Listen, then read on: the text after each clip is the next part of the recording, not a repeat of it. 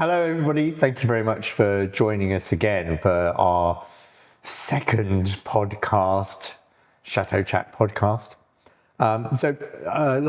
Last week's was surprisingly popular, where we talked a lot about moving into chateaus and what to look out for, what to be careful of, and so I think we'll continue in the same theme, but we'll go through some different subjects associated with the problems. There are lots of nice things with living in these places, but there are lots of things you need to be aware of before you get involved, I think. Yeah, because I've got my list from last week that I thought we'd get through this whole list in one episode, and we barely touched it. So we shall continue with the list. Yeah, this is not a Negroni, this is a Ribena. It's okay. Some people can't see. People can only see that if they're watching us on YouTube. If they're listening to us on something else. Then okay, but if you're listening to a podcast without watching us, then if I'm gulping, I'm drinking blackcurrant juice. Honest. I thought of a better name for our podcast. Oh, really? What? Yeah. What? The podcastle. The Chateau podcastle. Yeah, podcastle. Yeah. Why is that good? Because it's a podcast about castles, which are chateaus. Okay. Yeah. Anyway. Okay. So that went down like a ton of bricks. No, it's very good. We'll change the name. Podcastle. I think that's a very good idea. Okay. So the dream versus the reality. There is a dream, I think. I mean, there is a dream, and it does exist, and it is possible to live it. But you're not necessarily living it all of the time.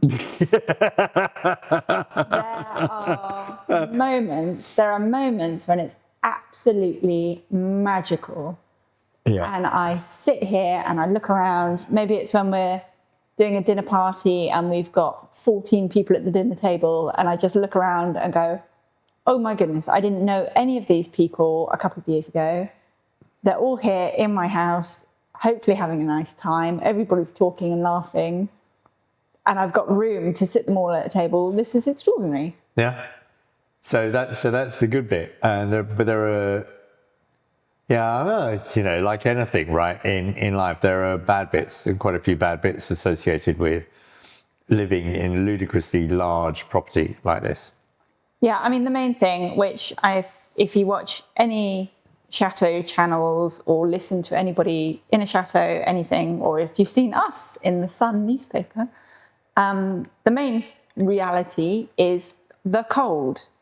It is very, very cold in these buildings. I cannot overstate how cold it is, how cold it can get in here. I mean, we are so lucky that we got the heating working this year, but my goodness. Yeah, I mean, I was that close to saying, right, I'll chuck it all in, I've had enough. Yeah, it was really interesting. So my parents came for Christmas, and we warned them beforehand that we thought we might not have heating because it was all getting a bit last minute. So they came with like tons of jumpers and spare blankets. I've never seen so many jumpers in all my life. Hot water bottles, and they were prepared. And in the end, we had heating, and it was actually fine. And they actually had to turn it down in their room because they were too warm, which was wonderful. Which is great, yeah. But unfortunately, when they got home to the UK, they found that their boiler had broken. Oh, it's just yeah. And this is a modern boiler. It's a sort of like 1970s house. It's a new boiler. It's not this kind of system. And because it was over New Year, it was all a nightmare. So they didn't have any heating or hot water for 10 days. And at the end of it, I was speaking to Mum on the phone, and she was saying, I get it now. I know you've talked to me about being cold in a chateau, but 10 days of no heating, she found that very, very cold. And this is and Claire's mum doesn't live in a chateau. No, this is a modern house, but it was cold, and it's just sort of saying the way that your whole body reacts when you're cold, that you're hunching because you're so cold, and getting out of bed in the morning, the last thing you want to do is sort of like take your pajamas off and be naked even for a second whilst you put some other clothes on. So It's not fun. I mean, you've got to think that these buildings have very, very thick stone walls. Our walls are minimum 50 centimeters wide. I think there's a point somewhere in the older where they're about 70 centimeters of big, thick stone. And in the summer, it's an enormous advantage because you can depend on the fact that within the chateau, it will always be 2 to 3 degrees cooler than it is outside. So when it's 40 degrees centigrade outside, it's really hot. You come in here, it's like having air conditioning. It's absolutely delightful. It's beautiful. Unfortunately, the same applies in winter. And so you can be pretty damn sure that when it's 7 degrees outside, it's between 4 and 5 degrees inside. Yeah. I'm talking centigrade here. I'm not talking Fahrenheit. And so it's very, very, very cold. You take clothes off to go outside. It's warmer outside. Well, I think you're pushing it, actually, darling. I don't think. So you need to be aware that it's a dream living in these places, but the heating and if you become a châtelain, if you own a chateau or a manoir or whatever, and you start socializing with fellow châtelains, you'll find that your conversation over dinner or over coffee or over a beer will gravitate naturally to how's the heating going. That's all we talk about. I mean, it's very dull. And I even make fun of it now. So we'll meet up with some people and then within about 2 minutes we're talking about heating. And I'm like, right, that's it. Something else, change subject, There, and the problem is that all these different chateaus are all trying all different kinds of heating. So we have fuel heating and we also have fireplaces. So we like the fire to sort of add to the fuel heating. There are others who've got heat pumps. Yeah, our neighbouring chateau, which is, you can see it from here, really not far away at all. They've just put heat pumps in. And they say they're fantastic, but they've put loads of insulation in as well. They put loads of insulation. And we're not just talking, like the little heat pumps. We're talking big, two industrial size heat pumps. And they seem to be very happy with them. However, of course, the problem with heat pumps is that they depend on electricity, and electricity prices are going up in this country. Everything's going up in this country. Everything's going up in the whole world. So, it's not just France. Just be aware that when you go and look at a place, you need to think about your heating very seriously because we spend a lot on heating. Yeah. And back to your main point, which is always don't kid yourself. If you think, it'll be fine, I can do a couple of years without heating, then we'll get the heating. No, you won't. You won't. No, it's miserable. And if you are perhaps a little bit older, or maybe you're doing this as a retirement thing, I think if you're perhaps a little bit older.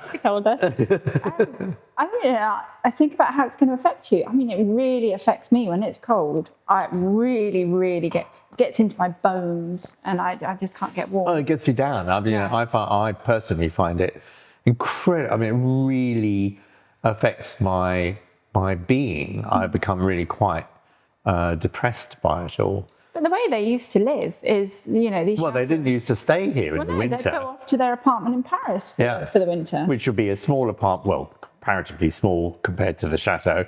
It's sort of like beautiful Haussmann designed apartment, and it would be heated and it would be lovely. And then spend the whole winter in there eating, taking advantage of the winter season. And doing culture and stuff. So if you can, when you buy your chateau, buy an apartment in a local town like Bordeaux or Paris or somewhere, and spend the winter in your apartment, and sort of like spring till actually I'm thinking it's spring till Christmas is nice. Do Christmas in the chateau, and then go. So either go to your apartment in Paris or somewhere that you can heat cheaply, or possibly buy somewhere in Mauritius, which would be great. Yeah. I guess, or, go further south, but you don't really get so many chateaux further south.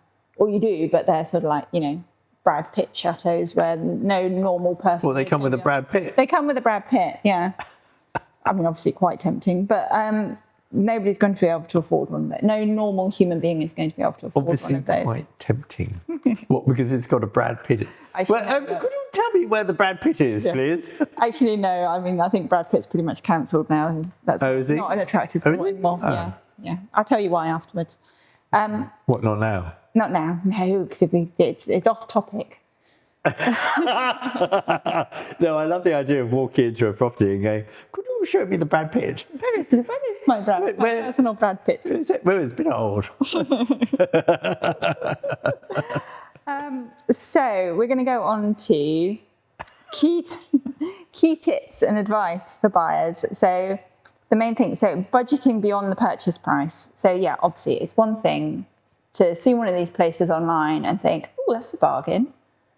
But how much are you going to have to spend on it afterwards? And I know this is stating the bleeding obvious, but it's still, it still stung us. We've done some properties up before, not this big, but it still was a bit of a shock, actually. Some of the bits and pieces that you weren't necessarily budgeting for that can go wrong, or you suddenly realise you've got to spend money on, is a bit of a shock. So don't blow your budget. Don't blow your budget. Make sure. Pardon me. There were two key criteria that we had when we were looking for this place, and we looked at a lot of places before we ended up here at La Verne. And it was: is the roof okay? Is the external render, the plaster on the outside of the house, okay? They are the two massive big ticket problems, right? If you've got a problem with your roof, if we had to replace wholly our roof here, it would cost us at least 250,000 euros, and a quarter of €1,000,000 or more. And it would be stupid if you didn't have that money already. You'd be daft to be spending money on sort of like anything else in the house before you've done the roof. Yeah, you've got to. You've got to secure your infrastructure in a sense. You've got to make sure that like the whole building is not going to fall apart because you spent money on a kitchen, right? So you spend money first to make sure that your investment stays standing, i.e., the roof, the external render. So we found this place. The roof had been done like 11 years ago, so it's got at least. Well, we've been told at least 50 years left in it as long as we look after it. Outlive us, which is fine. Yeah, it'll definitely outlive me. Somebody else's problem. And the external render is in very good condition. I think it was done about the same time, wasn't it? But this was our criteria. We weren't lucky here. This was what we looked for. We'd thought about this enough. That we weren't going to buy something that had holes in the roof. I mean, we looked at a few, and there was one particularly further north that was one of the first ones we saw. I absolutely fell in love with. I mean, that was my dream chateau. It was so chateau-y. It was just, it was the perfect chateau. But is that an adjective? It is now. It's awfully chateau-y. Awfully chateau-y. And it was I adored it. I absolutely adored it. Oh, it was beautiful. It was beautiful. Wow. All the details and it was lovely. But it had major problems. I mean, when I can't remember when we were looking at it. It was a nice day anyway. And so we were standing around outside chatting to the estate agent about it. And he just went, oh, could you just stand back a couple of meters? I'm like, why? He's like, well, because the wall's not really safe and I don't want anything to fall off and land on you. I'm like, oh, okay. Right. So that would be the first thing that we have to spend a small fortune on. It was a beautiful, and also it was a very handleable. It was a very small chateau. It was. We've never been looking for like a massive chateau because our intention is not to run it as a gîte or a hotel or anything. So this was perfect. It was like just a very big house, basically. Bijou Chateau. It was. Said have you met my estate agent wife? And bijou. I couldn't speak Get your French. pronunciation right, darling. Honestly. Bijou Chateau. And the problem is that you walk around, and I remember going to the kitchen, and the floor, which should have been level, was like that. Which, if you're just listening to us, it was massively sagging in the middle, like visibly sagging. Yeah, I mean, it actually looked dangerous to walk on it. And we went down into the cellar, and you could see what was going on underneath the floor, and go, "Whoa, hang on a minute, we're going to have to start all over again here." Yeah. So we decided against that. And that was beyond what we were prepared to do.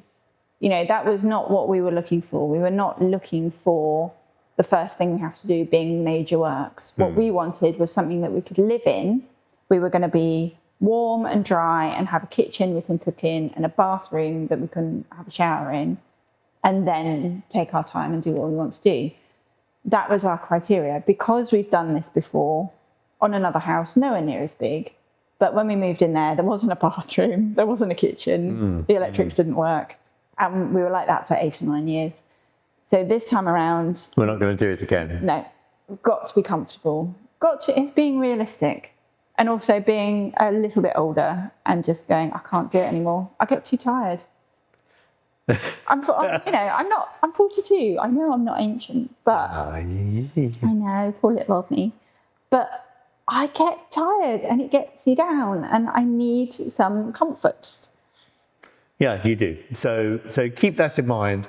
When you're looking at these properties, there are amazing deals available. You know, like you would look at them and you think, oh, good grief. I mean, that's cheap as chips. And look at it, it's beautiful. But don't wear rose-coloured glasses. Go in there with your wits about you. Do not ever kid yourself.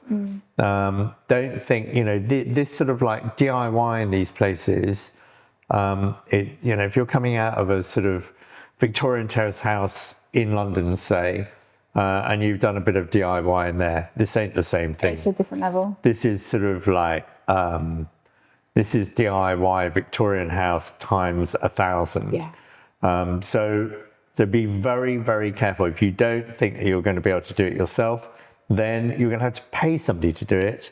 And that's expensive. That brings us on to the trades. The trades. Really. Before we got into the trades, I just want to talk about another thing that you do have to plan for is the maintenance.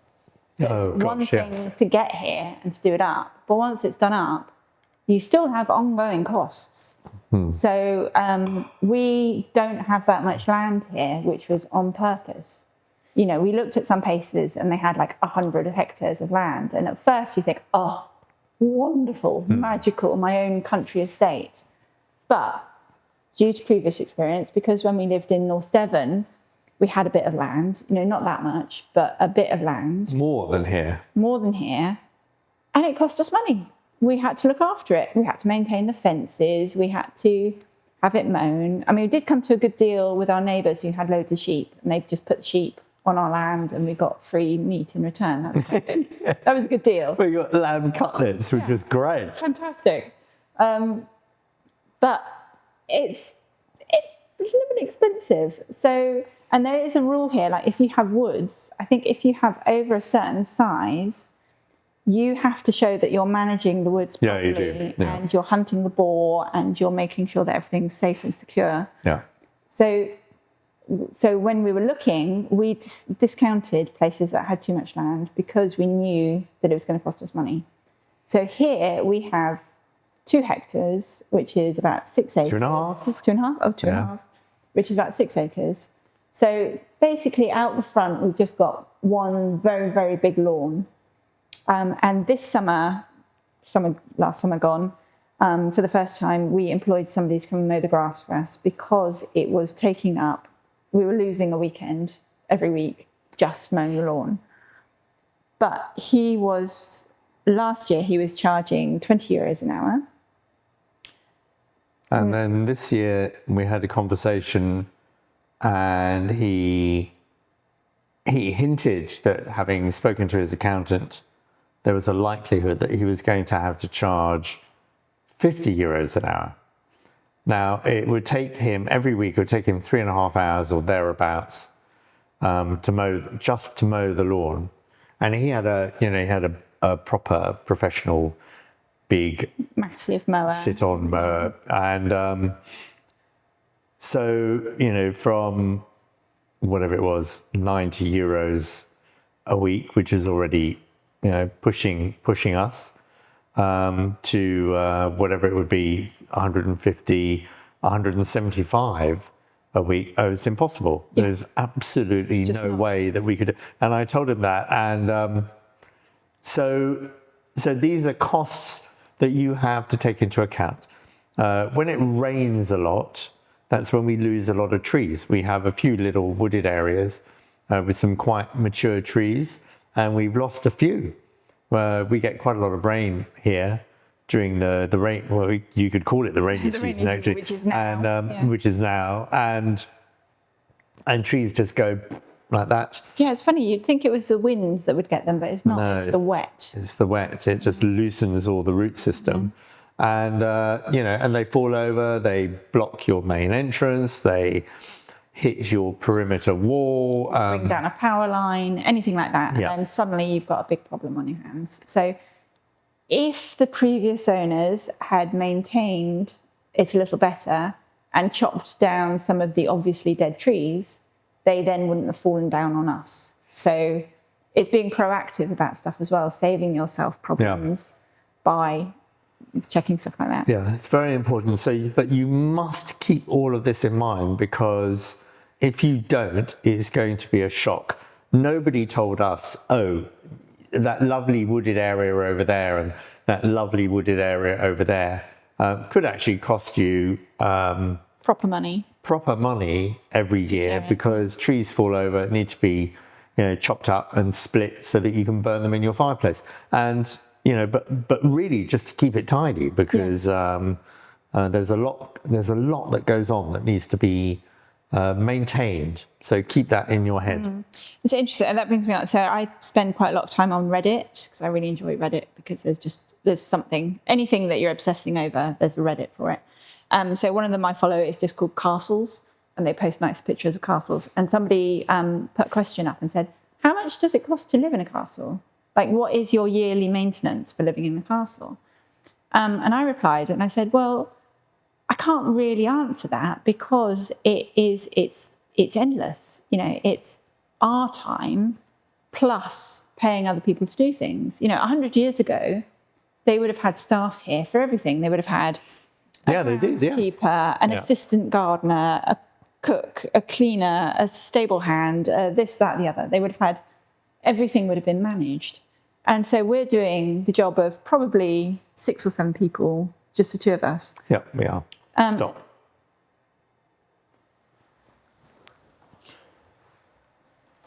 Let's make sure I pressed. Yes, I did. That's just like a little moment of panic there. All right, I'll carry on with that. Yeah.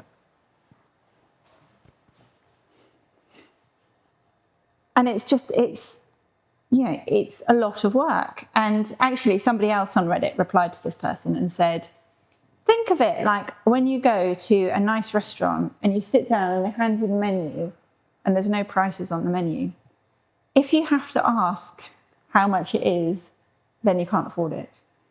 So if you have to ask how much you're going to spend on maintaining your chateau, then you're thinking about it the wrong way, because basically it's all of our spare money, all of our money and all of our time.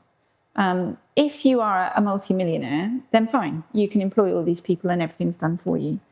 But at the moment, it's everything. But this is a choice that we've made, that we love this building, we love living here. So, it's a lifestyle, it's a hobby, it's our job, all rolled up in one. This is our life.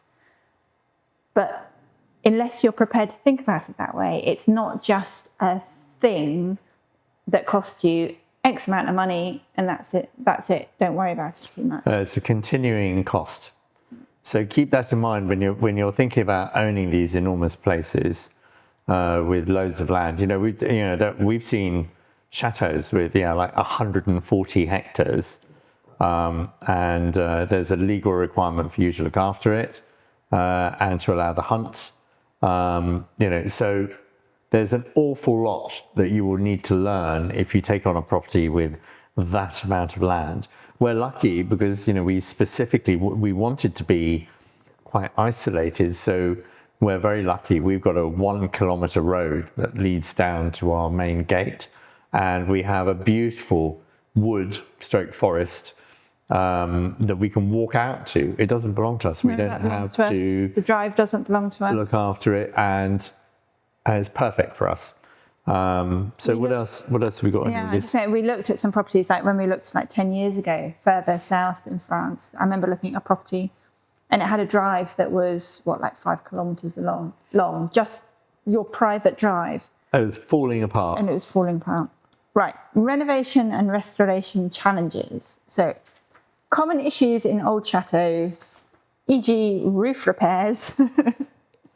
Well, we've sort of done that really, but I mean, about roofs now. But just when you come and look at properties, I would almost say to you, or just start in the attic. Look for the problem. Go and have a look at the roof first.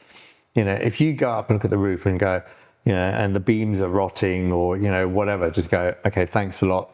I love the place, but no. Unless you're prepared to chop however much money off the asking price. Walk away. Understanding French building regulations for listed properties. So, this place... Don't do it. Don't do it. There we go, done. Next subject. This place is not listed, which in French is... we just did this. We were just talking about this. Monument historique. Yeah. So, same as in the UK, if it's a listed building, the local authority are going to be controlling what you do, basically. They're going to be looking at all your choices. You're going to have to ask for permission for all sorts if you buy a historic. They're very, very, very restrictive. If you buy a monument historique, which, to be honest with you, this sort of thing applies to most countries that have historic buildings in them.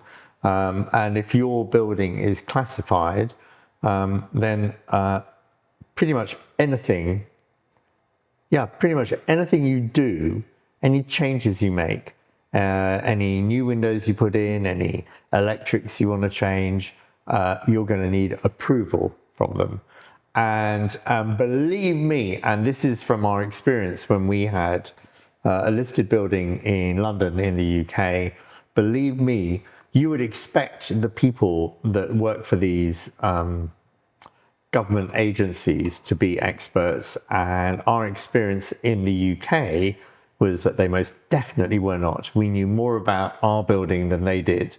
And the decisions that they were making were completely out of order. So I don't know what it's like in France. All I do know is that they are just as restrictive.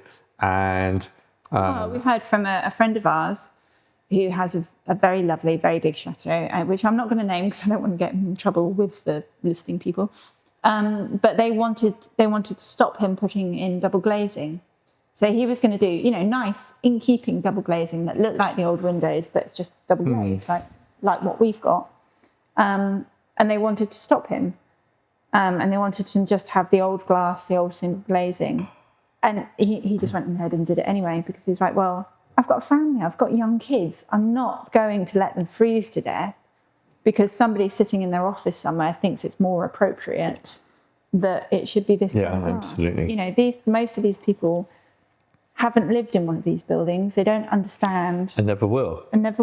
So really, the advice is, unless you have a massive budget and you have incredible patience, and the kind of personality that you don't mind people telling you what to do, which is not us. So it's not us. And so just don't do it. Don't do it. There are thousands of chateaux in France, and there are a lot of them that are, an awful lot of the majority of them are not classified.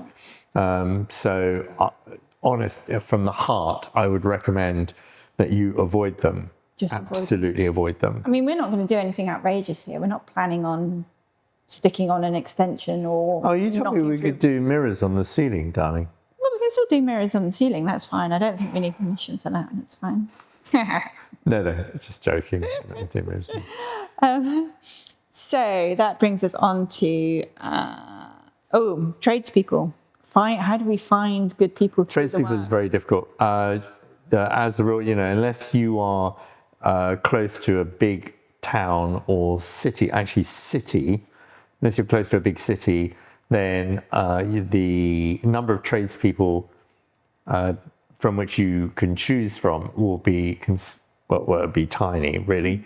And then in amongst those, you've got to try and find somebody that you like and that is good and is not going to apply the big house problem to your quote. So the big house problem is what we call it, is they may talk to you on the phone, make a decision, but the moment they come down your drive and see your enormous chateau, then without even looking at what they're quoting for, they've added a few zeros to it. They've just they go, they must be really wealthy, so we're going to charge you more. What they don't realise is that the vast majority of people, fools like us who take on properties like this, are not incredibly wealthy. Well, certainly spent all their money on the property in the first place. And if they were to give us a reasonable quote, which most of the people we're dealing with have, because they are clever enough to realise that if they were to do that, we will only ever go back to them because they've done a great job. They've charged a very reasonable amount of money, and we'll just always go back to them. We've been quite lucky. So we found a fantastic electrician, and we found him because we went into the local electrical supply shop looking for something, and you said to the person behind the counter, "Oh, we need some work done. Can you recommend anybody?" And then a day later, we got this phone call. So yeah, lovely bloke. And we've got this guy, and he is fantastic. He's brilliant. So we're really, really lucky with him, but that came from a recommendation. And then we found a plasterer who's excellent. And then we were chatting to him, and we were whinging about our plumbing problems, our heating problems. And then he recommended a friend of his who's a plumber. And then the plumbers come and sorted us out. So we have heating. So we're very happy with him. And then he gave us the list. The gold list. The list of all the people that he recommends that are part of his network of people. So now we've got a whole list of 20 different people and their phone numbers for all the different jobs we're going to need, like carpenters, roofers, somebody who drives a digger, anything that we could need here. We had you've got to be aware that because you're in a sort of quite rural location, mostly if you buy a chateau, that your choice of trades people is quite limited. And they, a lot of them will come and give a quote in the belief that they're the only ones giving a quote. So you don't really have any choice. So, they expect you to phone them and, put up with it. And put up with it, or they expect you to wait for months and months and months before you receive a quote, which is madness in my view. I had an occasion where generally, right, so let me explain. So if I ask for a quote for something, I tend to ask for 3 quotes from which I will make a decision, not necessarily based on the cheapest, but based on the person that I like the most, the person who sounded the most professional, and the one that I believe is going to do the best job. So I spoke to a plumber, and he came, and I didn't hear a word from him. It was like a couple of months, nothing. And so I sort of I sent him a message, and I said, "Listen, I'm asked for 3 quotes, and you're the only one I haven't received. Could you send it, please, so that I can make a decision as to who I'm going to hire?" And he was, in some weird way, he was offended that I'd asked for 3 quotes. So his reply was, "Okay, I can't be bothered. I won't give you a quote. So go and use somebody else." Yeah. You go, okay, that tells you an awful lot about that person. You wouldn't want to work with somebody like that. So just be aware that you need to find that little gold seam that we found. Just get the recommendations. Just ask anybody. I mean, this not anybody, but this came from asking in the electrical shop. Which they're good places. Yeah, that was a really good thought. I never would have thought to do that, but that was really good. Well, thinking. I occasionally have my moments. Occasionally, you have good ideas. Oh, amazing. So next thing on my long list, which we're definitely not going to get through today, is integrating into French life. Learning the language. You have to make it really. I can't tell you how important it is to speak at least some French. You've got to give it a go. You can't just rock up in France where, they have enormous pride in their language, right? We're us English speakers, we're very lucky because actually our language is actually the international language. And it's the international business language, and we're very lucky. It makes us very lazy. It does make us very lazy, and they're very proud of their language in France, quite rightly. So I have the fantastic advantage here is that you are French and you speak perfect French. So that has made things a lot easier for us, but still not perfect. I mean, it's hard work for me. French. I mean, I was born in France, but spent all my life in the UK. But when sitting down and having a cup of coffee with somebody and chatting over dinner or whatever is very different to talking about sort of like technicalities, tax or contracts or, buying the properties. Is like language that I understand in English, but using Google Translate is not fast enough or specific enough to help you in this. So when you're buying, make sure you have somebody who can speak both languages. Really important. But also for me, I was not a French speaker. I did French at school. That's a long time ago, and I was not very good at it. And I am the typical English. Find it quite embarrassing to speak a different language. Find it quite tough. So it's been a big challenge for me to get over that and to do it.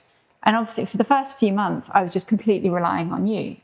Anything, I would just, you do it. Ask for a loaf of bread, you do it.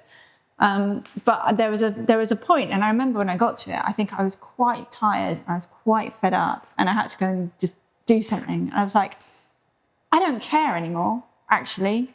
If I don't say this quite right, if I don't conjugate my verbs correctly, doesn't matter. If I don't get my masculine and feminine, so what? I am going in there, speaking foreign language, and I'm asking for a loaf of bread. And they will understand me. They know what I'm asking for. We're not going to go in there and have a chat about brain surgery or rocket science. Now, however, when we go to the tax office, I'm in charge. That's a whole different thing. But also just for your own well-being, for my mental health. It's actually, I know that's a bit of a buzzword thing, but it's actually been really important for me to learn. Oh, you've got to. Because there's been times when we've been at a dinner party or a drinks party or something, and you're chit-chatting away, meeting new people. And I might well be understanding quite a lot of what's going on. But by the time I've put a sentence together in my head of what I'm going to say that's vaguely interesting and sort of correct. Vaguely interesting. Everybody's talking about something else already. And then I sound like a 5-year-old going, oh, yes, I like flowers too. No, it doesn't work. And you end up feeling like this little mouse at the dinner party that doesn't have anything interesting. No, it's very difficult. You have literally, you have to learn some French. Yeah. You've got to learn some French.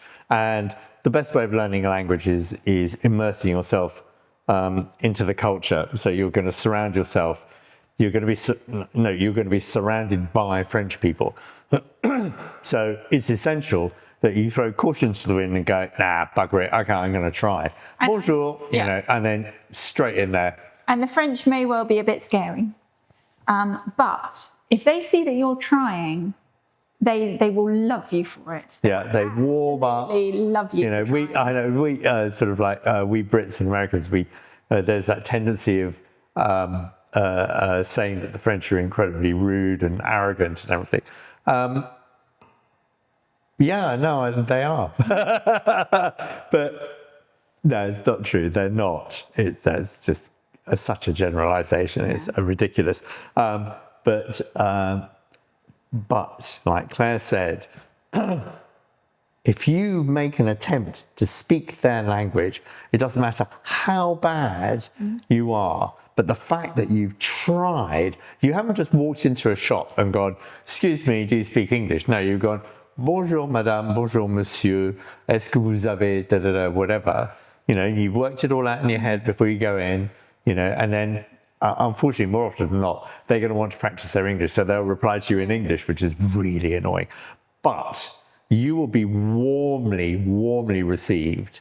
If you go in there just speaking, you know, chucking English at them, you won't be warmly received. And you can't blame them for that. No, not at all. And I found that actually, if I get stuck on a word and I can't think of it, you can get there. So either just say it in English, and there's a good chance that they're going to know what you're talking about, or, you know, pointing, miming, talking around the thing. Yeah, that gets you there. You got to remember that there was quite a long period in the UK when the official language was French. Yeah, so a lot of words are very similar. Yeah. Just think of the word and say it with a French accent, and you might be all right. Je voudrais une saucisse, s'il vous plaît. Yeah, you get there. Yeah, exactly. Yeah. I would like je voudrais un sausage. Yeah. Close enough that they're going to guess what you're talking about. Yeah. Actually, which reminds me, because there was that time when we hadn't been here very long.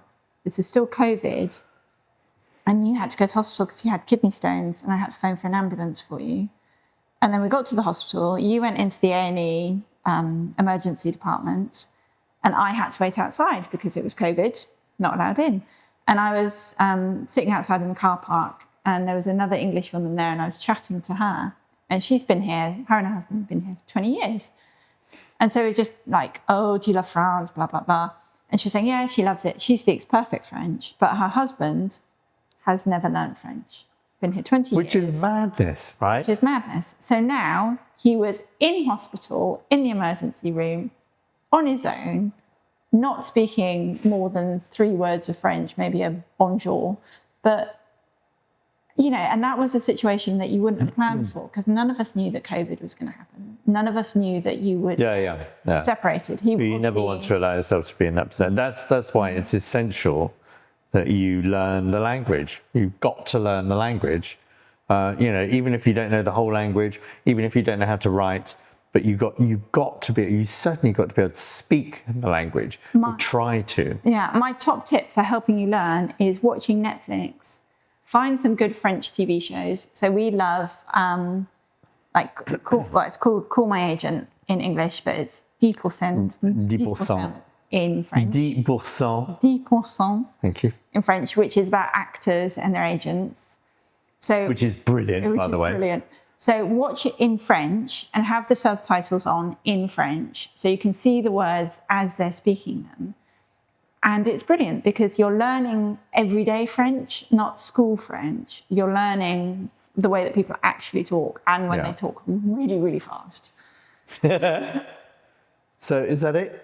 Are we going to stop now? I think we should stop now because the next section is about taxes. Wow, you're going to enjoy this one.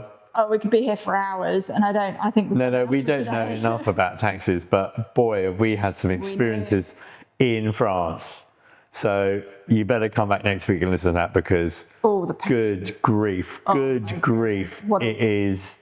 You need to be aware of this. It's not good. It's not good. Brace yourselves. So thank you for joining us. Thank you. If you've got any questions, comments, leave a comment and we'll get back to you next time. I know we've got a long comment here from Sabine with some really good points about inheritance laws and flipping properties and stuff like that. So and somebody else, Jennifer Mansfield, about buying cars. So we'll get onto that next time. So please do. Any questions? Yeah, please do. We'll spend more time on the questions next time. So thanks for joining us, and we'll see you next week. Next week. Bye.